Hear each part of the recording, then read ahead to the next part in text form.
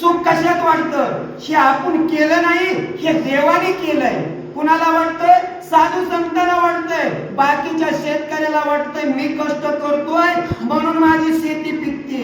तसं नाही, देणारा तो परमेश्वर आहे. तुम्ही किती कष्ट केलं तरी काही हातामध्ये नाही, हे फक्त आपल्याकडे करण्याचं कार्य सोपवलेलं आहे.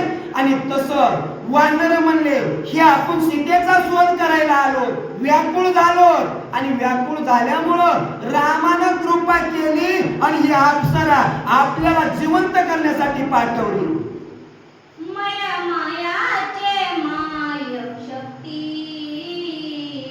विवर वानरा हाती क्रांती. राम नामाच्या अवती विवार निर्मुक्ती वानरा.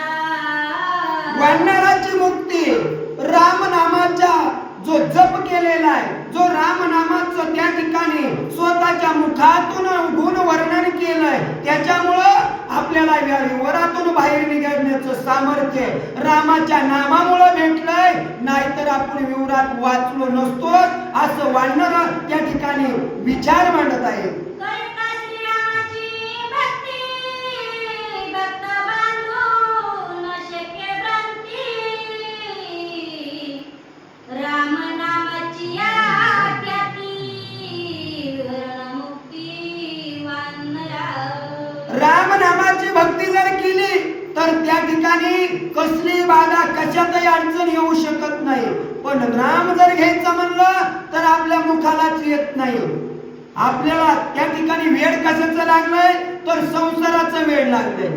आपल्याला संसारामध्ये हालता येत नसलं तरी तीन नातरुंड सांभाळायचं बळ त्या ठिकाणी येतंय. पण देवाचं नाम घ्यायचं, तोंडातून नुसतं घ्यायचंय तरी घेऊ शकत नाही. का तर त्या ठिकाणी आपलं मनच तिथं आकर्षित होत नाही. त्याला मन लागतंय, भाव लागतोय, नाही तर त्या ठिकाणी जाऊ शकत नाही.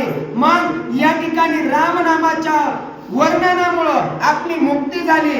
रामनामाच्या वर्णनामुळं आपण या ठिकाणी उधारलो, नाही तर एकही वानर वाचत नव्हता असा विचार त्या ठिकाणी मांडतात. श्रीरामाचे नाम घेणे माया पळे घेऊन प्राणे. स्थिर बापुडे ते कोण भक्तजन भुलवया.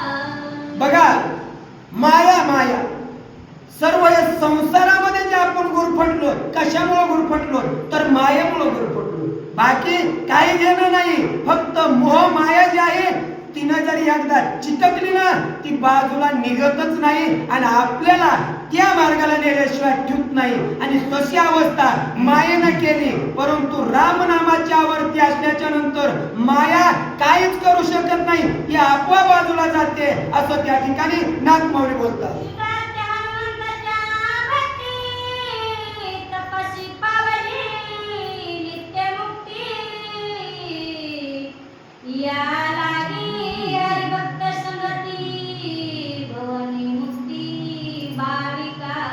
बघा, भाविकाला भव नदीच्या पुरातून जर बाजूला निघायचं असेल तर त्या ठिकाणी संतांची संगत लाभावा लागते. मग अप्सरेला संतांची संगत लाभली. संत कोण? हनुमंतराया, रामाच्या निजभक्त. आणि त्यांची संगत लाभल्यामुळं अप्सरा त्या ठिकाणी तप करत होती. कशासाठी?